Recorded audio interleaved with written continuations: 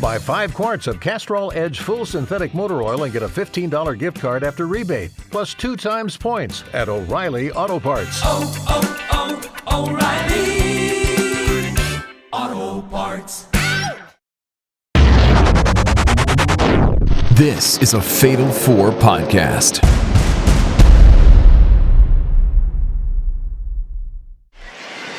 Valkyria now. A tornado DDT, didn't get all of it.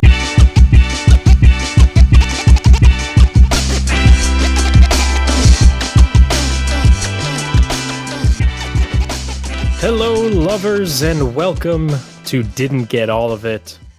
Happy Valentine's Day. We are here to talk about all of the important things that happened in this week of pro wrestling, and I am not alone, because that would be very sad on this day to be alone.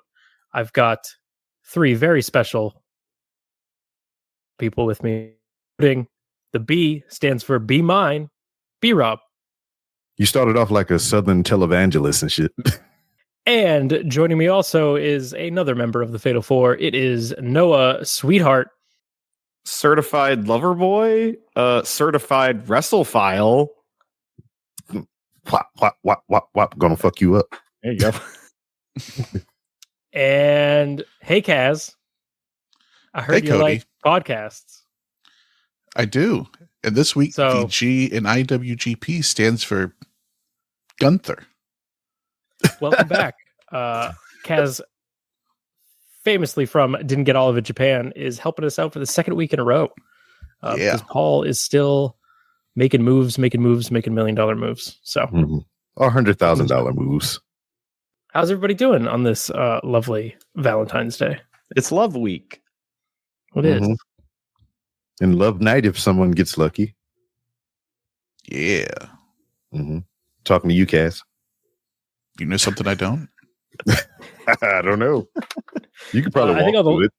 I think all the lucky ones are our listeners, because we've got a great show for you, Heck yeah. especially if you like hearing long lists of names. It's a love list. In various contexts of name. Do you like lists? Then strap in, love folks, lists. because you're gonna love this episode. Mm-hmm.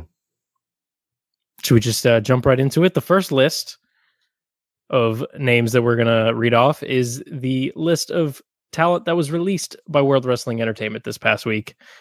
A moment of silence for the jobs of AOP and Paul Ellering, Sonya Deville, Isla Dawn, Blair Davenport, Cedric Alexander, Luke Gallows, Carl Anderson, Giovanni Vinci, and Elektra Lopez. All were wished their best in their future endeavors this week. Mm. How are we That's- feeling about this? I think the most shocking one is Sonya Deville.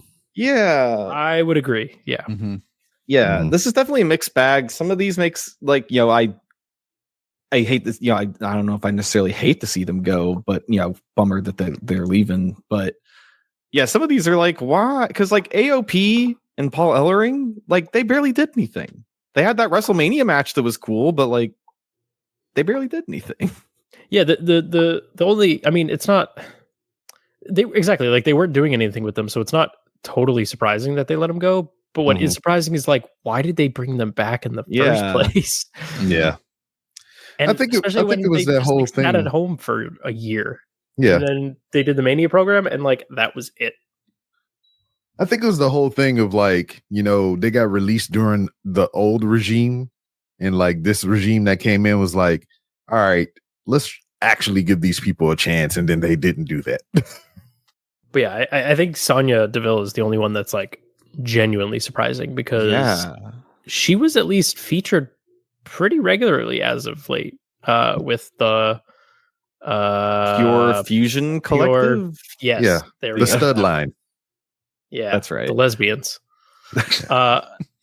It's just weird, right? I mean, she Because like, seemed what do like they a do pretty- now? Because like, I mean, that's what Shayna and Zoe. Yeah. Because like, Which I mean, Sonya they were was- kind of like a thing anyway, and they just kind of added Sonya to it to manage. But Sonya was also like arguably the most over out of all of them, or at least like she like felt like the leader of the group.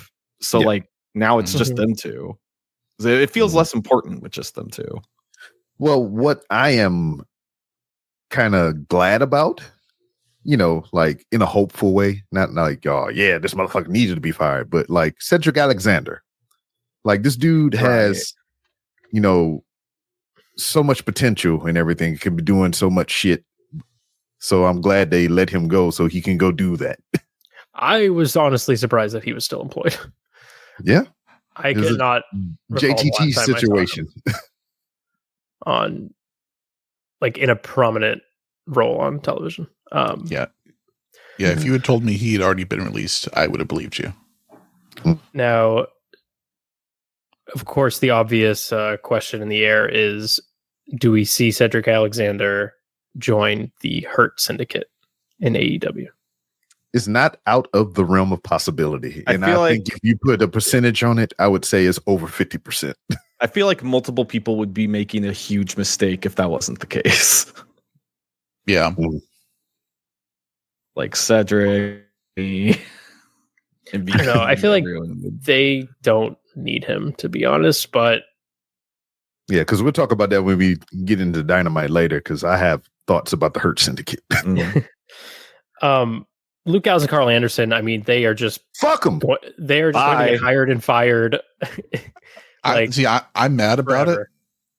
I'm real mad about it because that means they can go to Japan again, and I don't. No! I wanted them to stay employed forever. I mean, to be fair, I guess they were in the least, like, they were in a place where you saw them the least because they were just like jobbing out on NXT. So I guess it would have been better for them to stay put. Yeah, it was perfect. Yeah. Surprised that Isla Dawn got released, but not Alba Fries. Alba Fries is still on the roster. I wonder if maybe she goes back to being called Kaylee Ray. Doubt it. And then I kind of think of as when I think about Elba or Kaylee Ray or whatever you call her, I think she has the more potential of being like backstage personnel. Mm-hmm. Like I see her being a trainer. I see her being, some kind of a mentor figure in the company. And I kind of feel like that's why she hadn't got released if she, wasn't already too. She's as old as me. Giovanni Vinci is also a little surprising. It's like, I don't know why they couldn't. Dude, they could not figure out what to do with him. He's good. He is good. Mm-hmm. Why? They should have just left him in Imperium. I don't know why they were so adamant on. But there's some kind of personal issue with him and the other two or something. Like, I just don't get why he left the group, then he went back, then he left and just floundered, like got completely buried on SmackDown. Completely buried. Yeah. Like, because when they introduced him, he wasn't just jobbing out. He was like comedically jobbing out, like getting pinned within like the first minute of the match. Yeah, I don't get it. So I don't know. These are human beings, and it's sad when people lose their jobs. But I don't think their presence will be, or their lack of presence, I guess, will be felt. Yeah, I didn't know about Elektra Lopez. Yeah, but I mean, you could say that, but like she was a valet, she was on screen, but like she didn't do any wrestling or nothing like that. Right. I mean, well, also she was on SmackDown, and I barely watched SmackDown. Yeah, true. Yeah. If a tree falls in a forest. But that's all right. If you're sad about those names that we just listed off no longer being on your screen, get ready for this long list of names that we might be seeing on our television screens fairly soon, because WWE has filed a bunch of trademarks. Mm-hmm.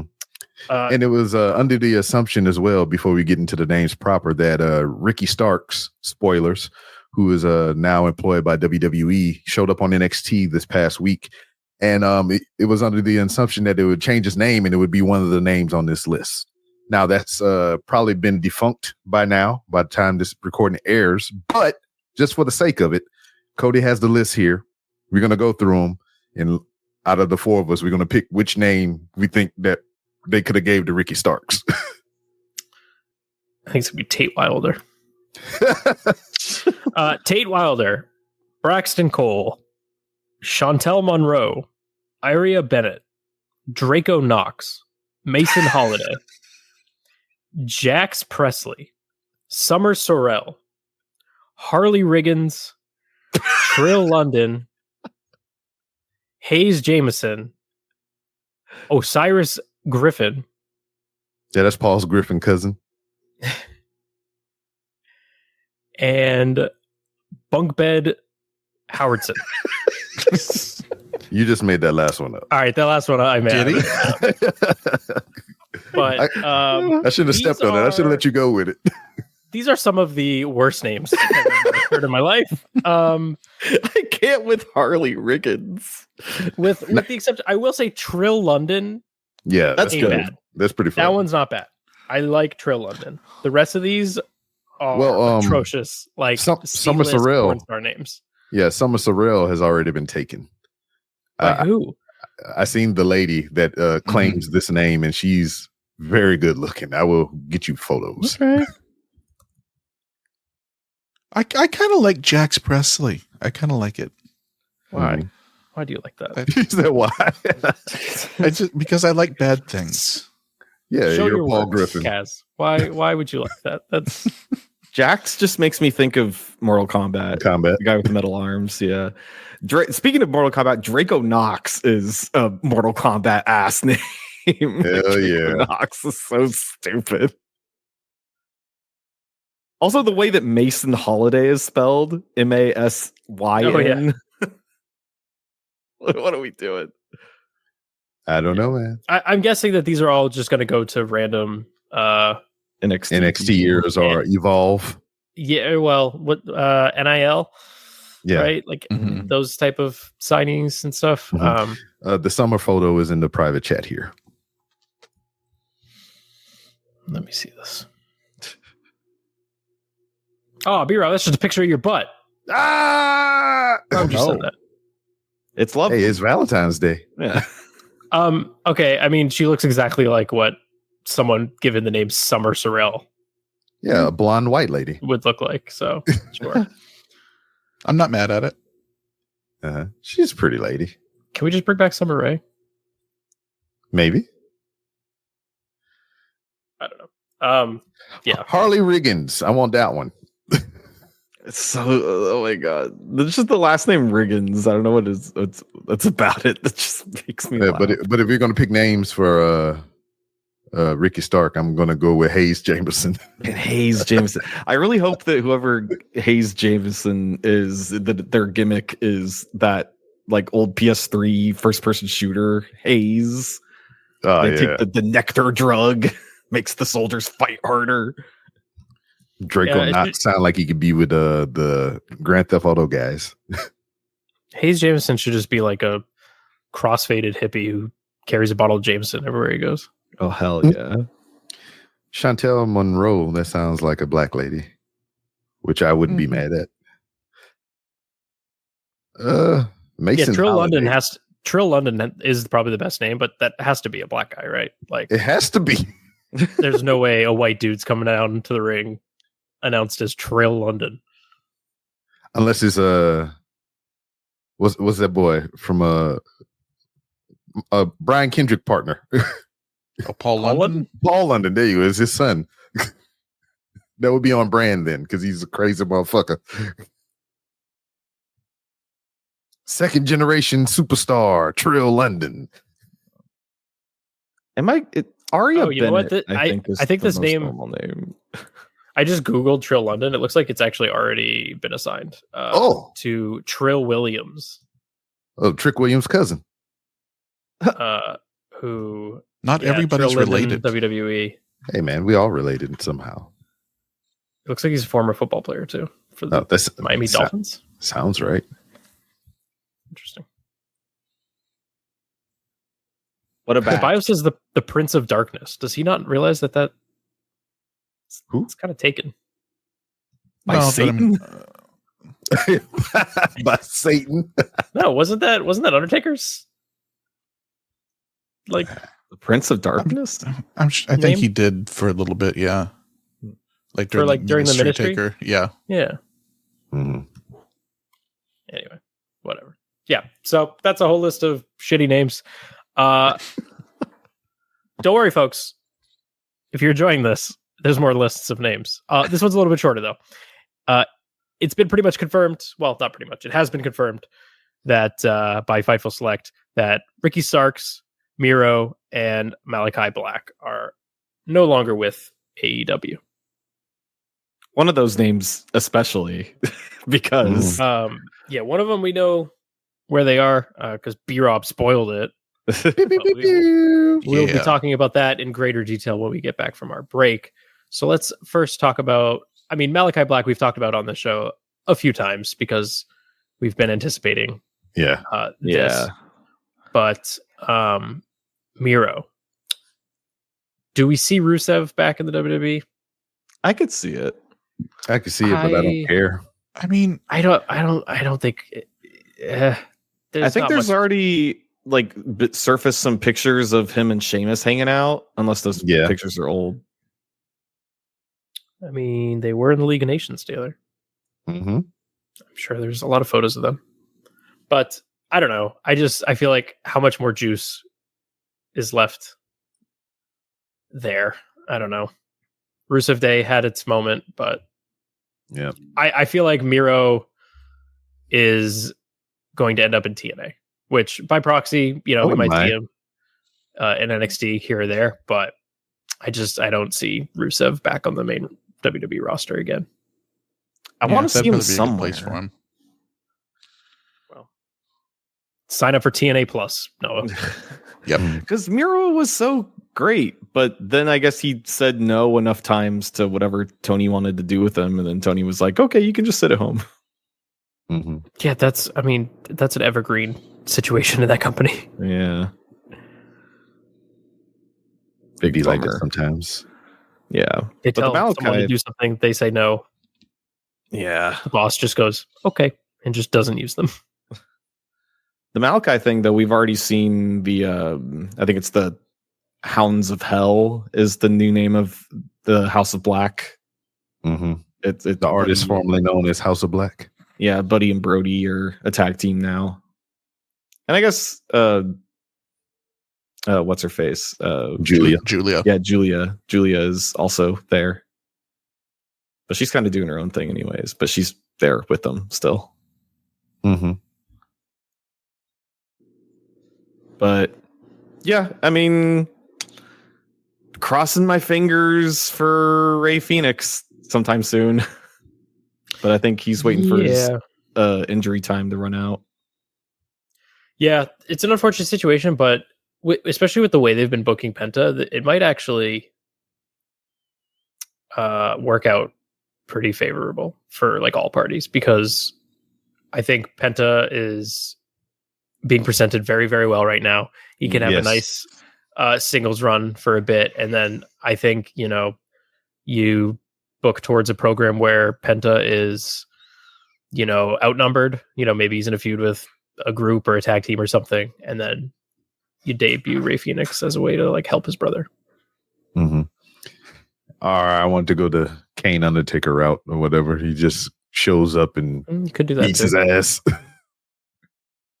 Either way, isn't it crazy how like the way in which the tables have kind of flipped here, where now AEW people are like waiting out their contracts so they can jump ship? Yeah, and then we talked about this a while back, really, to where like who was going to be a major signing for WWE that to come from AEW and all kinds of stuff like that. So it's cool to kind of like see some of that stuff come true. Yeah, it's just weird, but given the quality of the product on both sides right now, it makes sense. I could not have told you that this is the way it was going to go like 2 years ago. Mm-hmm. It'll go back and forth. Sure. Yeah. Crossing fingers, hopefully. Mm-hmm. Now, we know we got people that have left, gone to AEW. Now we have the turn to where we have people coming from AEW over to WWE. So right now, current state of play, who do we think that we can trade for that would kind of turn the tide on either side? Seth Rollins already answered this question this past week, and I agree with him. I don't think there's anybody in that company that would create a splash, honestly, at this point. MJF a year ago, sure. Yeah. But nope, not anymore. Sorry. I think they got a few women that they could nitpick or whatever, but I mean, like Sasha Banks coming back, sure, cool. And Who's that now? it would never happen, but having Dean Ambrose come back to reform the Shield would be crazy. Mm-hmm. Didn't I give a time frame on that? I said less than 5, right? Less than 5 years? Yeah. Yeah, right. So, like, that's the thing is, anything substantial would just be ex-WWE guys returning. Yeah. It's like, yeah, sure, Bobby Lashley coming back or Edge coming back. Like, yeah. But as far as like quote unquote homegrown talent, there's nobody. Do you think? I mean, you don't think Kenny? No. Okay. Yeah. All right. Kenny might. I mean, it would be a splash, but I think Kenny has been so vocal about how he's just not a fan of like the WWE style of in-ring action. Yeah, but that's also the thing too. That's been changing, recently within the past year or so with that company, and probably by the time that he could actually have a potential, offer or the circumstances are right. I mean, it'll fix itself. I don't know. I mean, like that's like Penta coming over has been a billion times better because WWE has booked and presented him infinitely better than AEW ever did. And I'm sure that would be the case. Like, yeah, I'm sure if certain guys like Kenny or Will Ospreay or MJF came over and had the WWE machine behind them, they would be better. But I just don't. I don't know. I don't think there's anyone that would like turn the tide as far as like. I don't know. Do you think if Adam Cole came back that he would lift a weight again? They'd have to send him to Florida, the Performance Center. Maybe that's the only place he knows how to lift weights. Yeah. All the other weights, he's like, I don't know how to fucking use this. Know what I want? Just for the sheer chaos of it all, I want Danhausen. I'm sure he'll show up there eventually. I want that just to see what would happen. I mean, the same thing that happens at AEW. He shows up for 2 weeks, and then you never see him again. Maybe you'll see him at WrestleMania 42, Bureau. Maybe. Because I heard you're going. Yeah. Just announced that WrestleMania 42 is going to emanate from the Caesar's Palace thingy. Well, hold on now. It hasn't been announced. There's reports that it's going to be announced. I'm jumping the gun, but I'm going to go. I don't know. I don't know for certain that it's going to be there. Makes sense though. It seems like they always like follow or go right before wherever the Super Bowl goes. Before and after, yeah. Yeah, and the Super Bowl was just in New Orleans like last weekend, so it's likely. And yeah, that's just a hop, skip, and a jump for you guys. So are you all going? Road trip. I already told you. I was like, if I'm going, I'm driving, and y'all are welcome to follow or come along with me. I would like to. I don't know. WrestleMania, I feel like is probably ridiculously expensive. So I would maybe need and a couple years then, to save and plan. Yeah, that's what I'm saying. Tickets are going to be like $30,000. So yeah. Well, have fun. Well, think about it. We got, more than likely 42 will be in New Orleans. right now. $25 a paycheck. From then until now, tickets go on sale. You'll be good. Come on now. What's the math there? You're saying that Mania is like a year away. That's 52 weeks. Save 25. That's only $1,300. There's no way. Yeah. That's enough money to. It is. Because currently, for both nights, you can probably get 2 nights for about $1,100, depending on where you want to sit. That's I mean, cool. or we could just add a Patreon tier for Sin didn't get all of it to WrestleMania. Yeah. I like that. It's $1,000 a month. Sign up now. You get nothing in return. Yeah. And but also at the same except time, for knowing that we get to go to WrestleMania. Also at the same time, we could all go. We all don't have to go to WrestleMania either. I mean, there's going to be so many shows and events surrounding WrestleMania that we can do that. Because I almost did that one year to where like I was just going to go where WrestleMania was and not actually go to the show, but just go do all the shit that they got going around. We can go to the Superstore. We can go to all the GCW events. We can go see DPW. We can do all kinds of shit that's going to be going on that weekend. Yeah, Effie's Big Gay Brunch, all that. That's what Paul and I did one year when Mania was in New York. 35, I think, Kofi Mania, whatever that was. Yeah, I was there in the stadium though. Yeah, Paul and I were at a bar watching it. Yeah, I mean, we could do all that in New York. All I know is I'm going to New Orleans, whether it be inside to go see WrestleMania or outside. I'm going to be in New Orleans WrestleMania weekend that year because I could drive. La-ti-da. B-Rob's got a license. B-Rob is a better driver than other people in New Orleans. Oh, come on now. Let's go to break on that one. Yes. B-Rob will be in New Orleans, and so might Ricky Starks. That's where he's from. Question mark? Oh, is he? Oh, he's definitely gonna be on that show then. Because we're going to talk about his appearance on NXT as well as the Vengeance Day card that is coming up this weekend, and some more right after this break.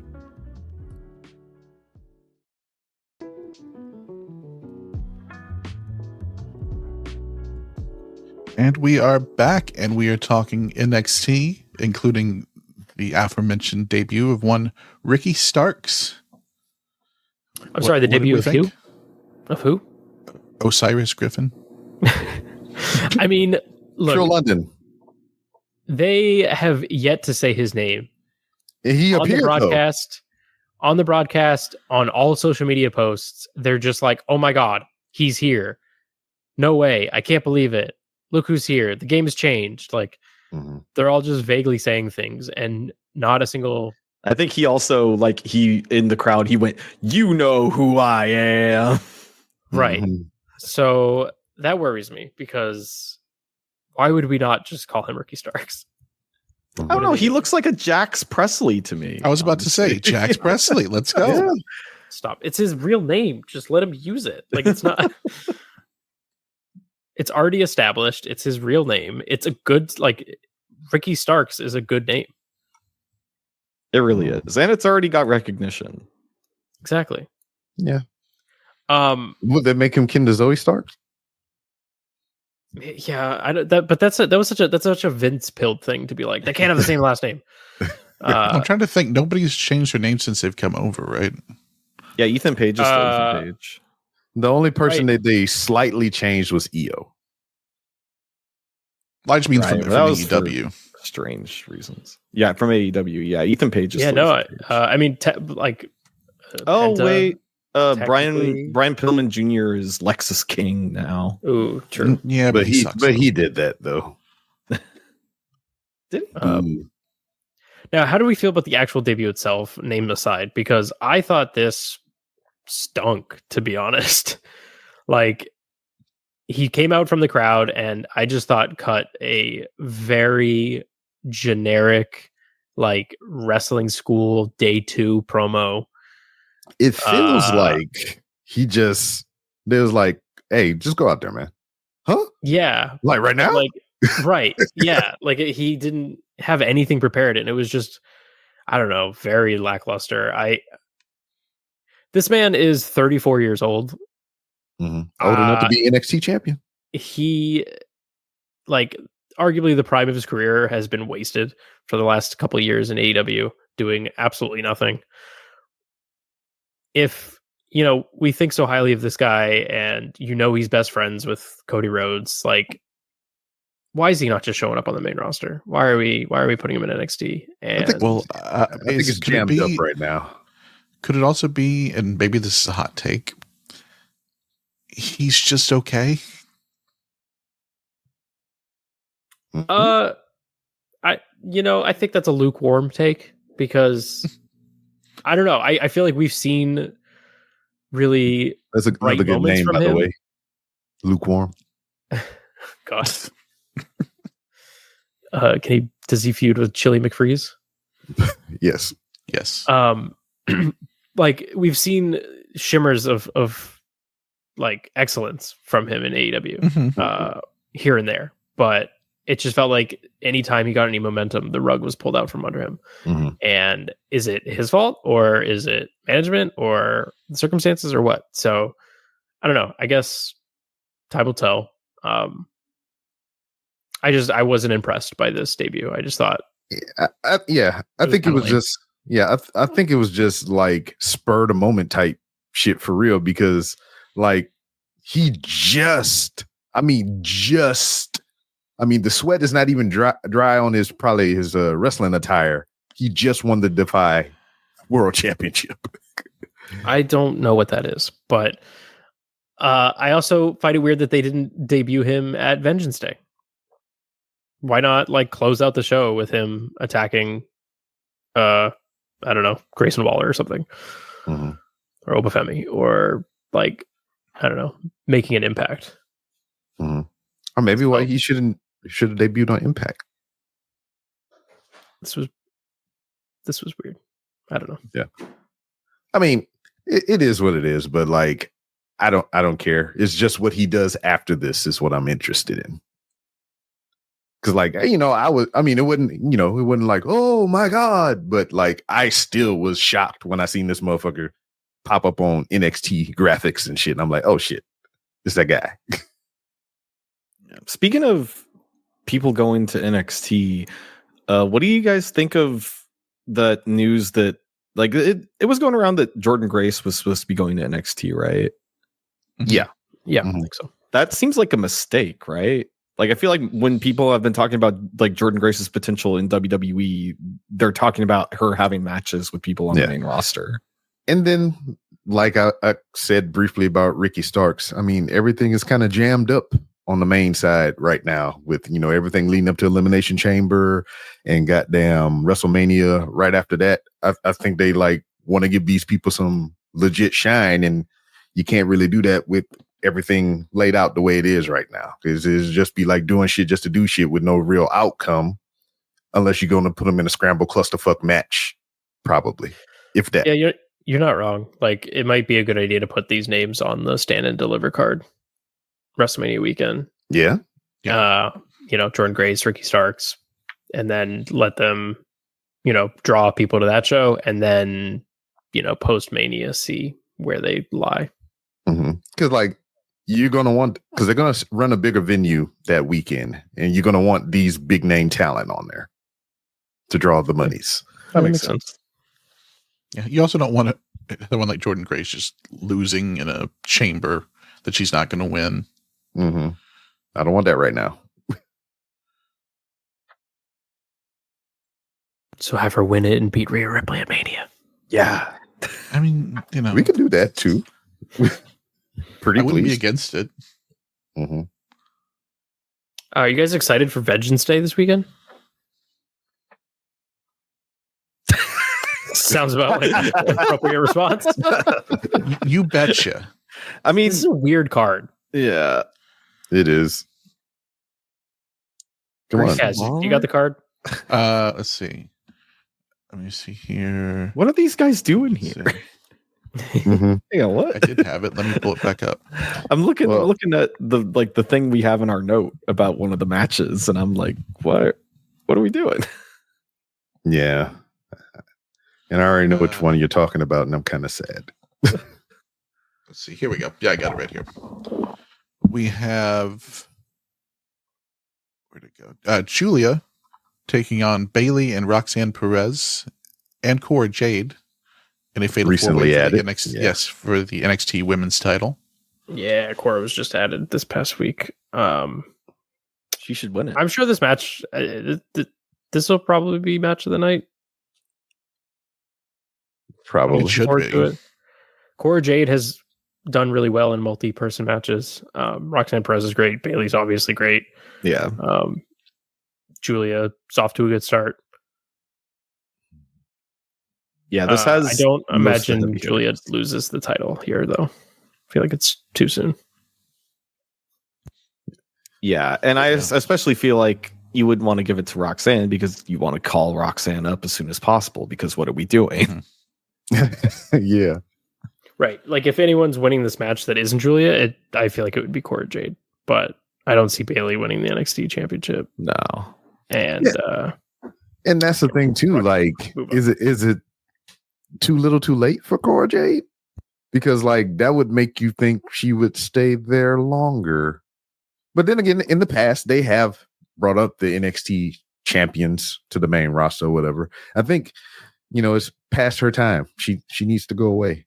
Unless they're going to give her more shine in TNA like they've been doing. Because she's been over there kicking ass. I think she just won a match on TNA, like, as we're recording this. Like, she has been getting actual work instead of being a side character, getting jumped and just looking like a fool with her pants on the ground. So let her go do something of Yeah, substance. that'd probably be a good spot for her right now. With pants on the ground. Well, that too. Yeah, all that. We also have in a strap match, Trick Williams versus Eddie Thorpe. Don't like that. Yeah, What's wrong with that? This would be. I think this would what, especially in Black History Month.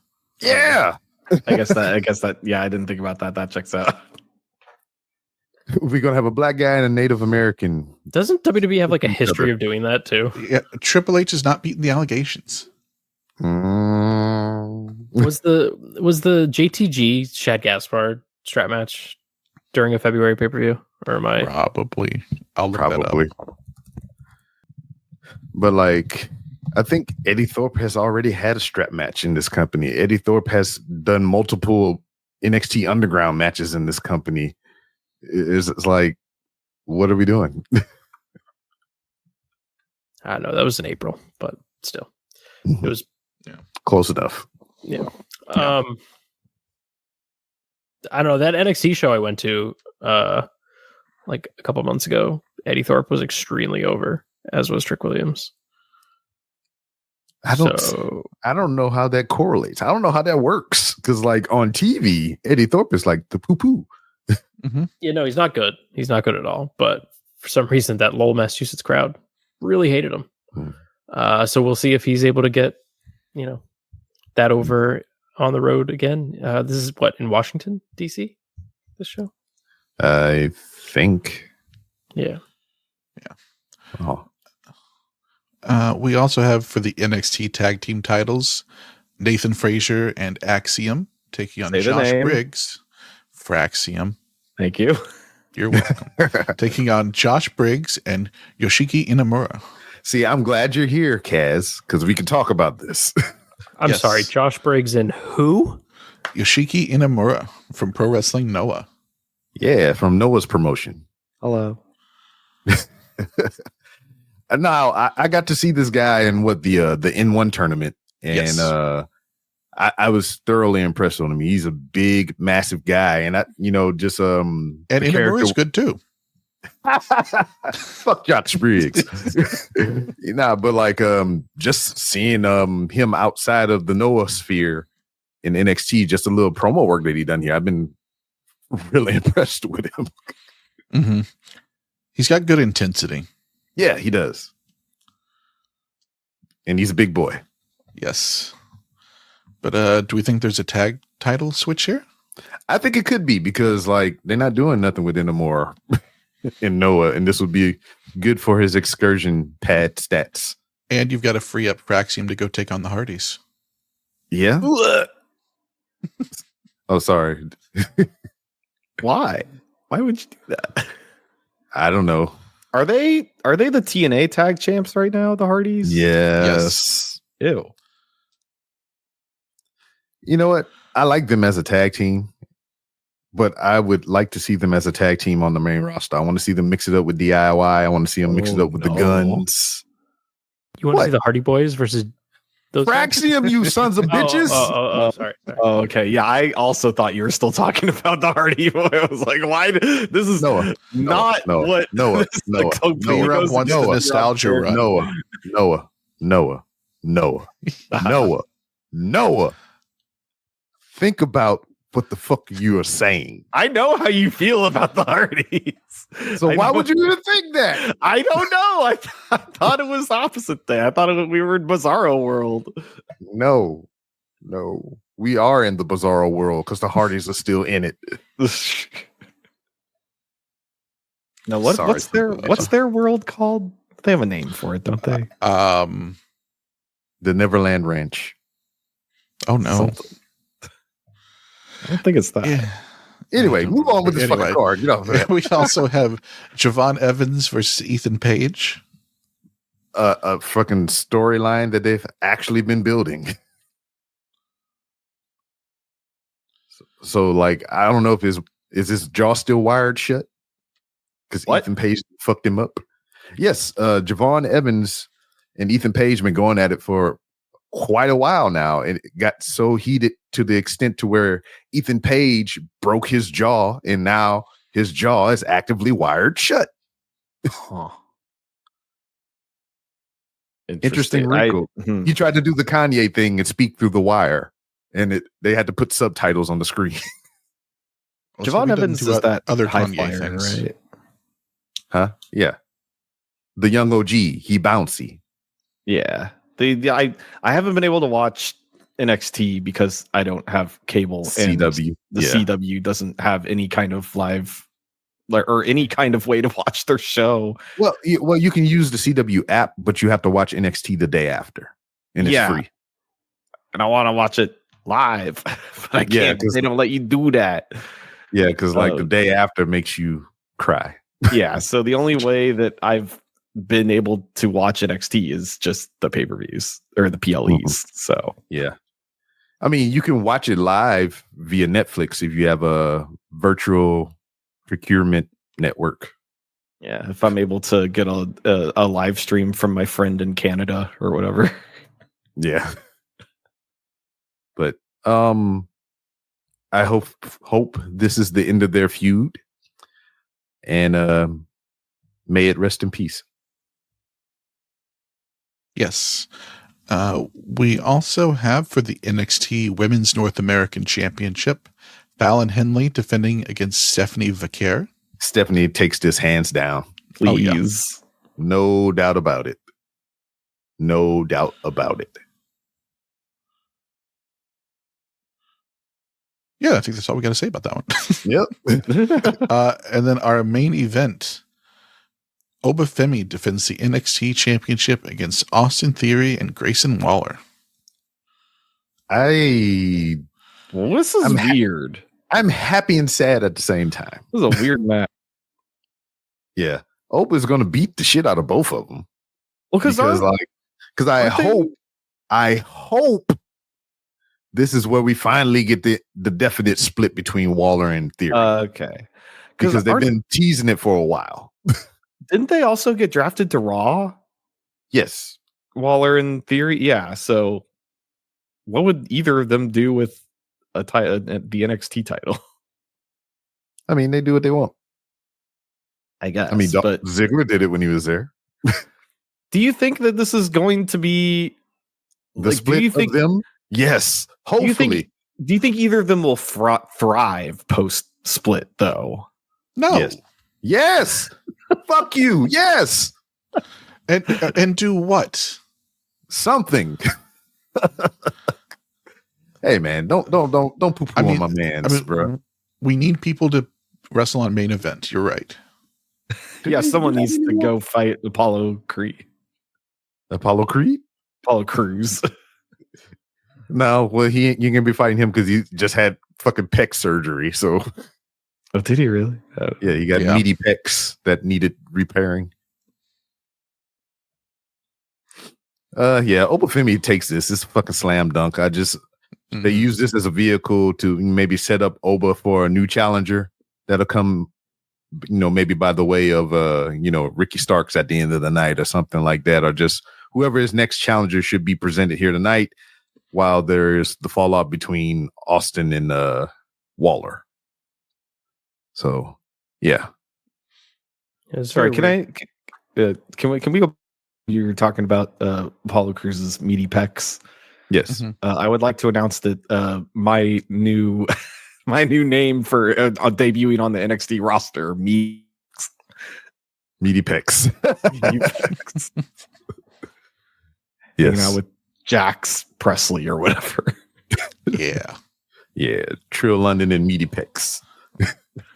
That's what I'm going to name my 2K25 creative character. Is meaty pecs. Jax Presley. Oh, Jax Presley. Yes. It's already taken. Do it. Yeah, by me. I'm taking it. What's Ricky Starks going to do? We don't. He's Chantel Monroe. Okay. Sorry, you were going to say something, Cody? I don't know. This card is weird. I'm going to watch it probably because I got nothing else to do on Saturday night, but and some it's of better it, than professional wrestling on Saturday night. Not much. Mm-hmm. Well, with that being said, I mean, I think this would be a good spot for us to take another break.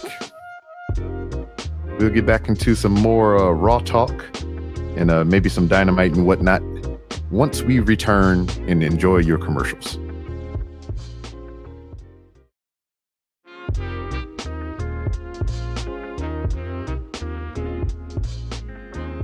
All right, we're back, folks. Let's talk about some wrestling television. On WWE Raw, Monday Night Raw on Netflix. Mm-hmm. That's what it was? That's what it was. Yeah. Noah, it was on Netflix, not television. Netflix is on television. Is it on my television? Because, okay, so I had this thought because jumping the gun here a little bit, but during Logan Paul's promo on this show, he was like, he said something to the effect of like, Punk, like CM Punk, you really are a punk. I would call you worse names, but they're things that I can't say on television. And I was like, but can't you though? Because this isn't on television. This is on streaming. You can't say that on television. He's not used to it yet. He's not around enough. Can't say that on Paul Levesque's television streaming service show. Anyway, what happened to start the show though? No, please tell us. Yes, Jey Uso. Are we really going to open every episode of Raw with 15 minutes of eating now? Yes, because that's what's happening. Because it seems like every venue they go to now wants the encore, the Yeet encore, where Jay does a full 7 minutes of yeeting, gets into the ring, and everyone starts chanting "one more time," and then he does it. Hey man, give the fans what they want. Yeah, that's what you got to do. Mm-hmm. I mean, have any of you been to a live WWE show since the Yeetamania has started? No. Oh my God, is that going to be a shirt? Yeetamania? Absolutely. Yes, there's no doubt. Oh my God. It's a lot of fun. It is. I've been to a show with it, and it is fun to. Do your arms get tired? To bounce with a little bit. It's fun to bounce with the crowd. It's fun to chant Yeet. The dude's over. It works. And just look in the crowd and look at how many different Yeet shirts there are, all colors of the rainbow. Mm-hmm. Yeah, you can tell just from watching TV. Like, it seems like every other person has a Yeet shirt. Yeah, Yeet is inclusive. It's working. I still don't know how I feel about him and Gunther, but yeah. Well, I've got bad news, Cody. Because Gunther came out and beat up Jey Uso, And seemingly just to spite him, Jay was like, "You know what? Fuck you. I'm challenging you at WrestleMania." I don't like that. I mean, I will say, ever since these two started feuding, which was like a couple months ago now, this was their best segment together. It was very simple. Just Gunther came out and just beat the shit out of Jey Uso, and Jey Uso showed resiliency and toughness by, not staying down and challenging him to a match. And this did a better job of convincing me, this is a good feud than anything else these two have done. So kudos there. Can they sustain that feeling for the next, 80 days or whatever it is till WrestleMania? Yeah, because this feels early. Like they have a lot of time until Mania. So yeah, boy. Hopefully there's a story we can tell here. Yeah. Yeah, and then I was just kind of upset because like they did this now before the Elimination Chamber. I was like, oh.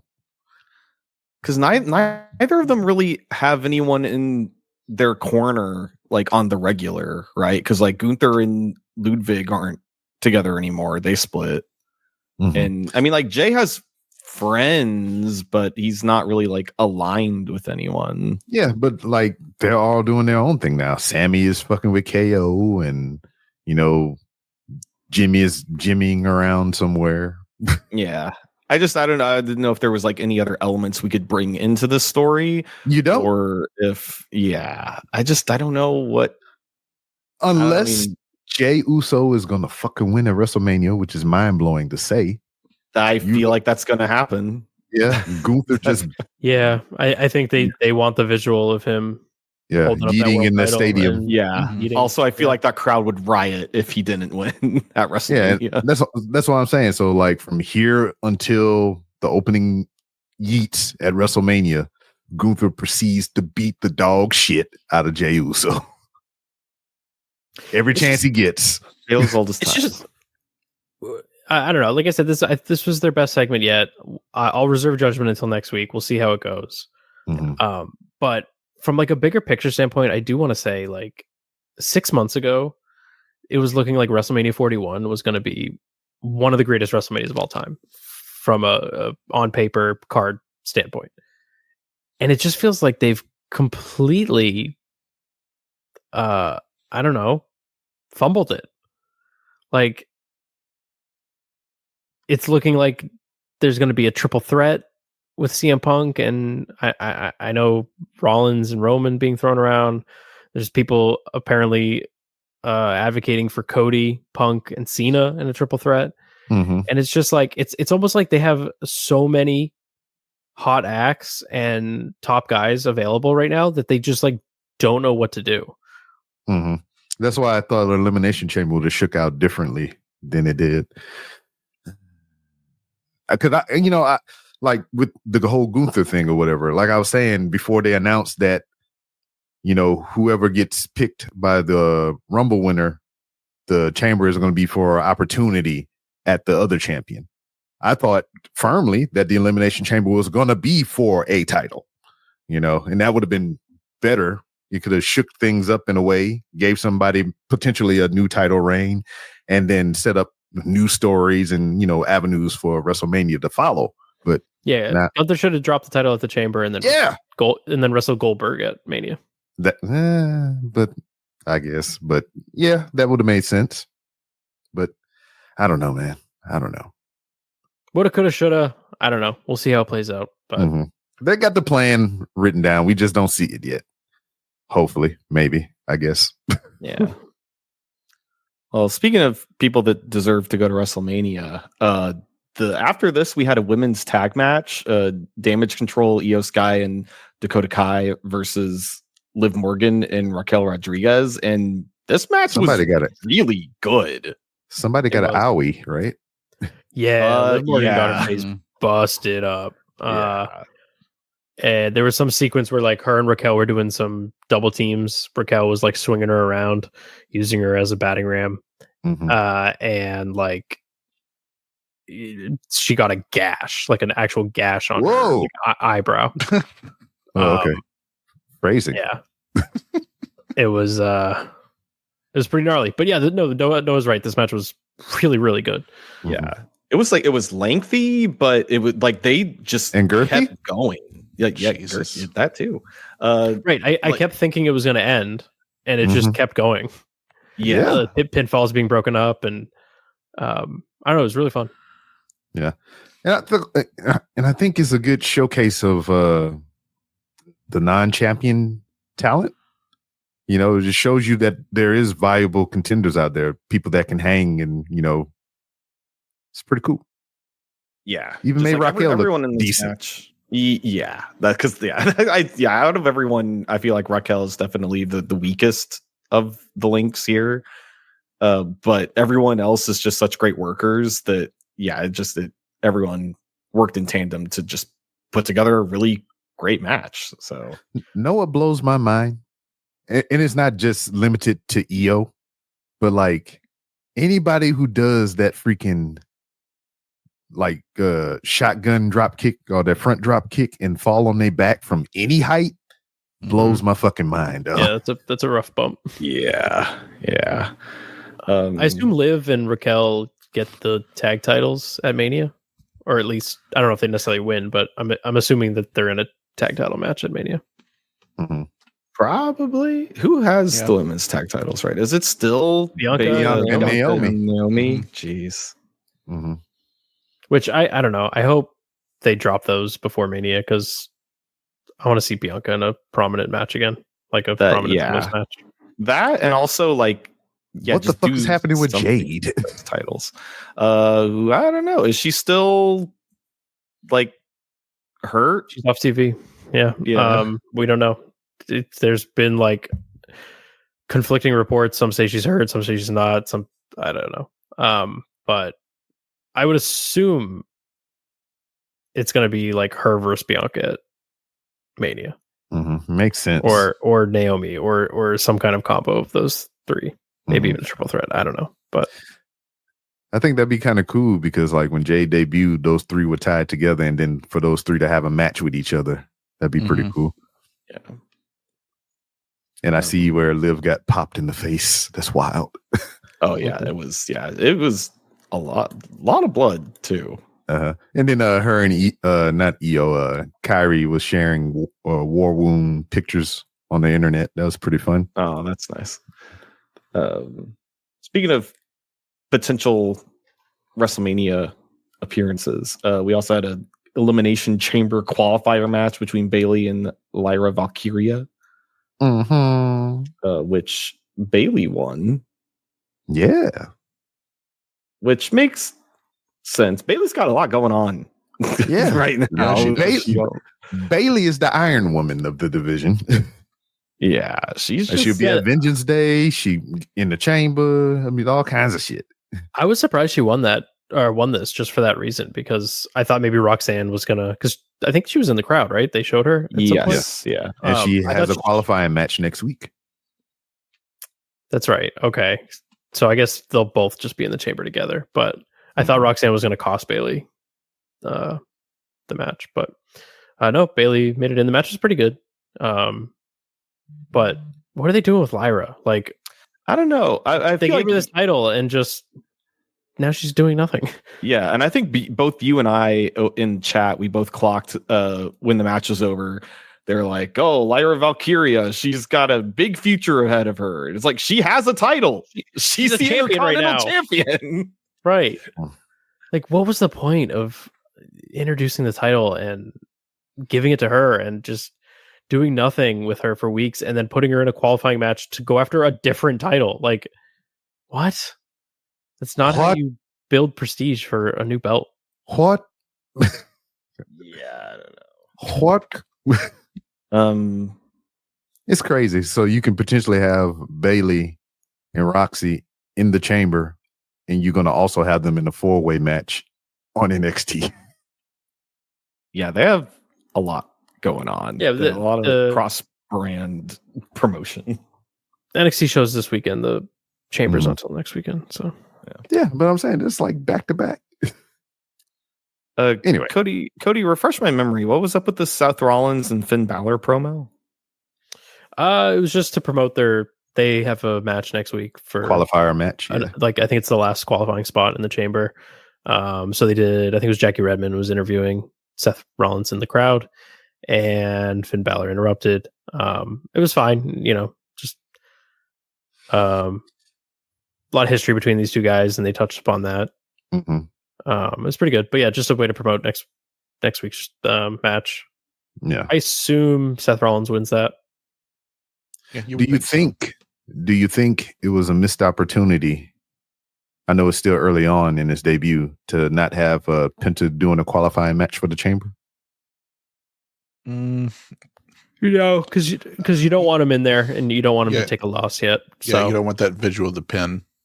Mm-hmm. I mean, what are we thinking about the current feud between him and Pete Dunne? It's fine. Just it'll lead to a good match, right? Just let them do that for a little bit. Keep Penta, relevant and on TV, getting wins. But I do think the Mania match has to be him and Braun Breaker. Although we did get on this show a little tease of Braun Breaker and AJ Styles. Yeah. Mm-hmm. Which I don't think would be too bad, but I think AJ's match should be Logan Paul, honestly. Yeah, kind of makes sense. I mean, stylistic wise, that might be a wild looking match because they both do the springy hippity doos and stuff. Yeah, they might do a midair collision, flying phenomenal forearm type thing, but yeah, I think that match makes sense. I think Penta should win the IC title. I just hope we don't get some kind of multi-match with all them, because Mania's starting to shape up like it's going to just be get everybody on the card, fatal 4-ways, triple threats. And I don't even think they need to do that. It's 2 fucking nights. I was about to say that's 2 nights are supposed to prevent that. That's the thing, is it's starting to feel like that's where they're going. Because I don't know, Sheamus, what are we doing with him? What are we doing with? Mm-hmm. I don't know. There's too much wrestling. Too much wrestling. Too many wrestlers. Mm-hmm. Too many podcasts. Well, I don't know about that. Well, yeah. You only do one, light boy. I've done like 4. Double D. No, not you. I'm talking about the Cody. Oh, me, yeah, yeah, and that's one too many if you ask me. Well, yeah.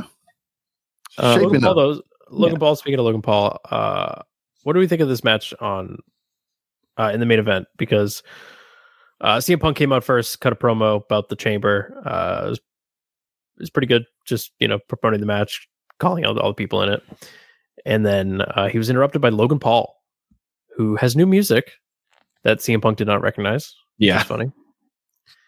And this led to Logan Paul versus Rey Mysterio. Mm-hmm. A lot of people don't like that this match. No, but it was a little sloppy at a certain point towards the beginning of the match. Some obvious miscommunication. Logan Paul probably forgetting what the spot was, and they kind of ran the ropes and kind of both ducked and kind of just bumped heads, and then ran it back, and basically the same thing happened. And it was like, yikes. Yeah, I feel like you could visibly see some crap, damn it, from Rey Mysterio, but I felt like they recovered relatively well, and I thought by the end of it, it picked up and it was pretty good. The thing, people seem to really like Logan's new finisher. Yeah, the pulverizer. Pulverizer. There we go. Mm-hmm. I don't even know how to describe it. It's it's a fireman's DDT. Sorta, yeah. Okay, sure. There you go. I guess B-Rob knows how to describe it. But doesn't he kind of land more is it a DDT? I thought it was more of a flat. It is kind of. Nah, his head is under the arm. It is? Okay, all right. Mm-hmm. Either way, it's cool. It's good to see him have an actual finisher. That's not just brass knucks or whatever. That was his signature move that we saw. It just happened to end the match. Brass knucks is his finisher. But Logan Paul is going to be in the chamber. Yeah. Yeah. Makes sense, I guess. I definitely, when they announced this qualifying match, I was just like, yeah, Logan Paul's going to win this and I'm going to be pissed, but No, he's going to jump off the thing. What's going to happen? Yeah. Mhm. Just as long as he doesn't win, I'll be happy. He's gonna get. Uh, I'm gonna put money down that he probably get at least 2 eliminations, if not more. Interesting. Yeah. Anything to give him heat. What if he eliminates John Cena? Honestly, That'd be pretty cool. That's the thing. If it's not AJ Styles, I kind of feel like Cena and Logan Paul is still on the table. Mm-hmm. Yeah. I know a lot of people would be upset that John Cena's last match would be. Yeah, I was about to ask. Yeah, That would be, or his so last pissed. Mania match, I should say. so bad. But like, it's a big marquee match. Like whether you like it or not. I mean, and look how he blew the last 2. Cena versus Paul is gonna grab headlines. It's gonna get a lot of attention. I think it's better than some other options that they might go with. So I don't know. We'll see. And speaking of people grabbing things, the New Day grabbed Rey Mysterio, beat the shit out of him before the show went off the air. Oh, that's right. I forgot about that. That was pretty cool. You can see more of what happened after the show went off the air, like on socials and stuff. But also weird that like they're on Netflix. They can go as long as they want. Why do that? Mm-hmm. Unless it's to purposely drive engagement online. I think so. I think that's what it is. I guess that probably makes sense. But I'm glad they did it. It was a unique way. You glad they jumped him? Well, no, I'm saying I'm glad that this was booked because New Day, is super over right now and it gets a lot of heat, but they haven't really done anything since the turn. So to have like a good, angle like this, it helps. New Day versus LWO. Sure. Yeah. So that was Raw, and then Wednesday night Dynamite AEW. It was another episode of Dynamite. Yeah. There's Death Rider stuff happening all throughout the show. Your mileage may vary on some of that stuff, but let's say this. Yeah. Death Riders will weave throughout this program. Did not like. Something else that was weaved into this program that I did not like. Samoa fucking Joe. Well, hang on. Yeah, no. Joe was kind of good though. Yeah. Good and terrible. Yeah.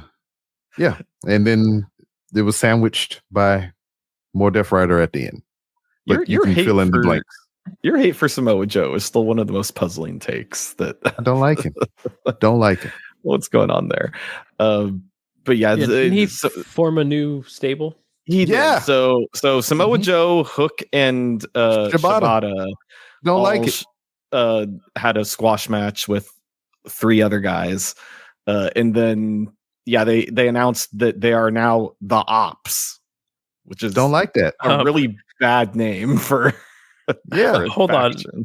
No, I'm looking at our show notes here. Did you write this? Yeah. You wrote the oops. Which show title. I don't know if that was intentional. Yeah. But that's very funny. Either way. Show title. Book it. Well, because I think I kept seeing people online spell it OPP, like OPPS. Which you down with OPP? Is that? Yeah, I don't know if that's how it's officially spelled, but I like every time I see it, it's OPS. I see OOPS. Yeah, it's every OPS. time I see it, I'm just like, what? Like Black Ops? Well, no, it's OPPS because it's like it's like short for opposition, which there's 2 P's in opposition. The ops. I don't know. I like the oops. Because oops, they shouldn't call them the Ops. That's a big oops. It's not a good name. It's not. Yeah. And also, this company doesn't need any more fucking stables, please. They don't. Just let Samoa Joe murder people. It's We fine. need to make the trios titles relevant again. Yeah, and because that's not to beat a dead op, but famously and historically, like in rap and things of that nature, ops are bad. They don't like the ops. Yeah, it feels Therefore, I don't like them either. Oh my god. I like everyone in the ops. I just don't think they should be a group called the ops. That's a bad thing to do. But yeah, so that's called the hookers. But No, that's the fans of Hook. Oh, okay. that's right. Yeah, so that happened. Jericho had a match with Bandito. With Stole my man's shit. Yeah, that was a big bummer because on Collision on the previous Saturday, Brian Keith and Bandito had a pretty great match. Fucking awesome. It was like, yeah, just like, and the thing that keeps showing up on social media is the one spot, but the match as a whole was also very good. Mhm. But also, this was, I believe, Bandito's return from concussing himself. It was his return from his original return. Yeah. He came back, immediately concussed himself, and then had to be put on the bench for like a month and a half or something. Yeah. And then came back, but had a banger, Brian Keith, which they did their fun spot of they're both cowboy guys, and they did 10 paces and drawed. Yeah, they ended up in the middle of the ring. They back to back. They kind of stared at each other, gave each other a nod, and then did 3 paces, and then both did like running kicks to each other. Very fun. But then Jericho saw that and was like, I got that next week. I got to get my shine. And yeah, like did it with like more production. Like they did it under like blue moonlight, basically. Which stupid ass sucks. Shit. Yeah, like why? Like it sucks that A, you did it again, and B, that you like wanted to outdo the younger talent on your faction. Yeah, it's all bad. Yeah. Real briefly about the match though. They that was in Rosenberg, right? Outside of Houston. Yes. Yeah. So like it felt like BK was for just one night separated from the learning tree. And it was fucking amazing. The crowd chanting his name. Also, I mean, it was like 50-50. It was for him and Bandito or whatever, which I think I talked to Kaz about it a little bit. Bandito looked like a goddamn a luchador stripper and shit. Goddamn luchador Chippendale and shit. But like this match was so fucking good, and it showcased, Bandito, of course, but it showcased how good BK is. Yep. And it makes me so sad that he's. Well, you know why he got that good though? Because he's been under the. Hey, you shut your whore mouth. I will put you under a learning tree. God damn it. Noah, please continue. Yeah, but speaking of pretty good matches, MJF had a match with Dustin Rhodes that was pretty good. I don't know. I find nobody won it, but it delivered. Yeah. I don't care for the way we got to the match. And also like I find a lot of what Dustin does these days to be pretty corny. Mm-hmm. But MJF is still good at wrestling, even if the stuff that he has been doing outside of the wrestling seems like he's kind of jaded about it. But actually, the thing that happened after this match, he had like a little backstage segment with Hangman that I think was like a little glimmer of the old MJF, like promo wise, where Hangman, was like gonna do, he like was trying to steal the backstage interview, and then MJF was basically like looking at him, just going like, you know what, this whole thing that you have going on, this whole like bad guy thing, I don't think you have the stomach for it. This ain't you. Yeah. Which like Hangman had a match this night, didn't he? Or was that on Collision? Yeah, he the Dynamite opened with him and Max Caster. Very quick match. But that was the thing. It I think this that promo preceded this match, right? Or So like he went out there and he did kind of what MJF was talking about. He was mean mugging, and he had the poo face because he's a quote unquote bad guy, but he was doing face shit.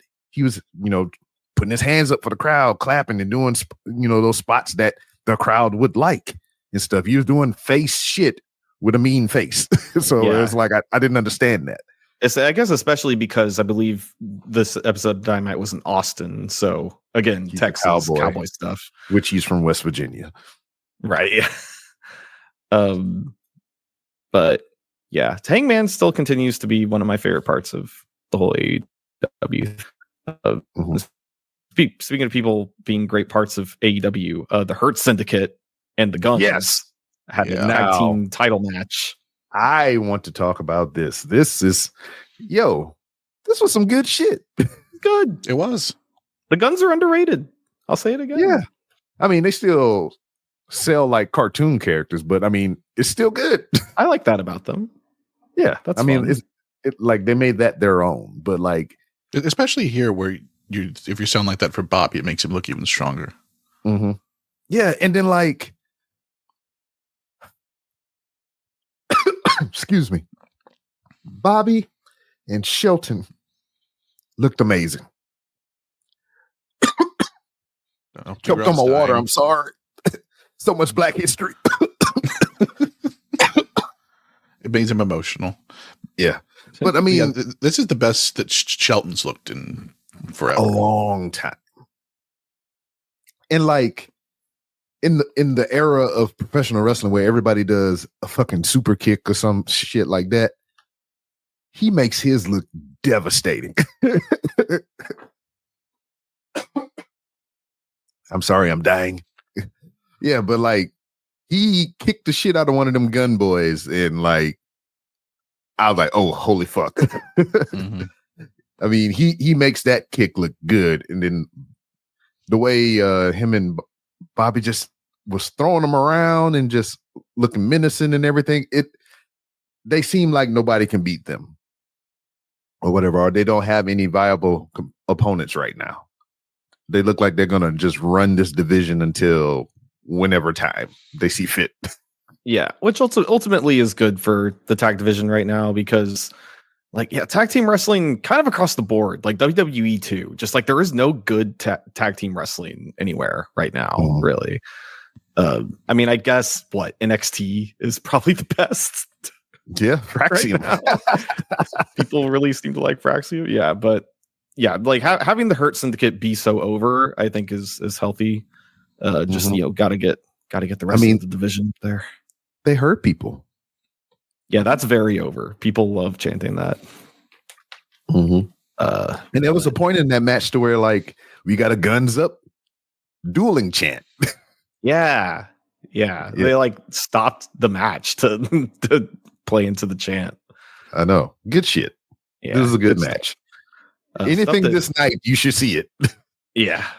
But stuff that isn't so great is, man, the way this episode ended with Edge coming out, or I'm sorry, Cope coming out, because they earlier in the episode stole Moxley's briefcase that has the AEW World Championship in it. Allegedly. And Cope grabbed Spike, which is, if you remember from their, I think it was the match he had against Christian, his like big piece of wood that has a bunch of nails in it on one side, and he was threatening Moxley, like, if you don't come out here, I'm gonna smash open this briefcase with Spike. To which I'm thinking, like, aren't you supposed to be the good guy? Don't you not want to hurt the AEW championship that's allegedly in the briefcase? Mm-hmm. Yeah, and he also was like, he said something like, I'll show you how much I care about the AEW World Championship before smashing it. What happened to this company? Do that? What happened? Yeah, like what happened to like I love this place? If you're going to disrespect the championship like that, so this is so bad. So bad. I know it just needs to come to a head so badly, so it can just be done and over with, and we can just move on. Yeah. Well, Revolution is like in 2-3 weeks, right? Something like that. I think it's the first week of March. Mm-hmm. So, I mean, we forget about the shining glimmer here on this show. Two things that I want to touch on briefly. Harley Cameron cut a nice promo. I liked it. You know, barring the rap and the shenanigans, like the legit promo of the whole thing was very, very good. You know, she is showcasing her talents. She's got a fun puppet. Yeah. Also, I'll be remiss if we did not speak about Megan Bain. Oh yeah, she was there. Yeah. In all her glory. All her glory. That lady has something. But what I fear for her in this company is that they don't have nothing for her. They ain't gonna let her beat Mercedes. They ain't gonna damn sure ain't gonna let her nowhere near the women's title, the heavyweight title, or whatever the fuck. So what is she gonna do? I mean, they teased the thing with her and Statlander, which like I have a whole qualm about this thing. Megan Bain came out there, all the pageantry, all the glamour and glitz, had a squash match, beat up Maya World, freaking one of Booker T's kids, matter of fact, and walked out, mean mugged Statlander, who also is a big burly lady, who should have also had a squash match so they could lead up to the Megan Bain match. But she had a competitive match for whatever reason with Penelope Ford, which some people like. I really don't like so much. And she proceeded to get her ass jumped again after the match. So I was like, I don't get it. You got two big beefy women beating up smaller women on one end, and then you got big beefy women struggling with small women on the other end. I don't get it. Yeah. Well, but anyway, say what you will about the way that AEW has decided to book things recently. I am like decently excited for the Grand Slam Australia that's happening this weekend on Saturday, because one of the matches is Will Ospreay and Kenny Omega versus Konosuke Takeshita and Kyle Fletcher, which like that's four of their best guys in the ring at the same time. That's probably going to be good. Probably. It'll be a good day, mate. It'll be a good day, mate. And that's how we end this. Also, the show is being headlined by the Women's World Championship, which I think is pretty neat. Is this show live? I believe that's a good question. I think it is. I believe they said that it is going to air right after the NBA All-Star game. Yes, which is a hell of a lead-in. Right. So I don't know if it's live or not. That's a good question. Yeah, I have no idea. Like what time this is happening in Australia. If it's happening in the evening here. Yeah. And Brian Keefe gets to go to Australia, so I'm happy for him. There you go. Yeah, he gets to see a kangaroo. Also, I mean, they got the Global Wars Australia show to where we'll have Lee Moriarty versus Robbie Eagles for the Pure Championship. Yeah. We talk about him a lot on Didn't Get All of It Japan. Well, you can get that over on that show. But as for this show, sorry, folks, we didn't get all of it.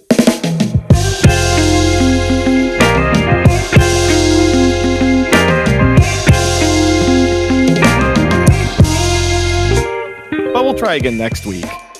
Subscribe to Didn't Get All of It wherever you get your podcasts. Write us a review, and if you really like the show, tell your friends, post about us, and consider joining us on Patreon at patreon.com/Fatal4Pod. That's Fatal FOUR Pod. For only $3 a month, you can get ad-free episodes and full access to the exclusive Discord where stuff is happening all of the time. Your support goes a long way, so thank you for subscribing, reviewing, and joining the Patreon if you have or are going to. Fatal4pod.com. And as for myself and the rest of the Fatal 4, we'll see you next week. Bye-bye. And if it's your Valentine's Day.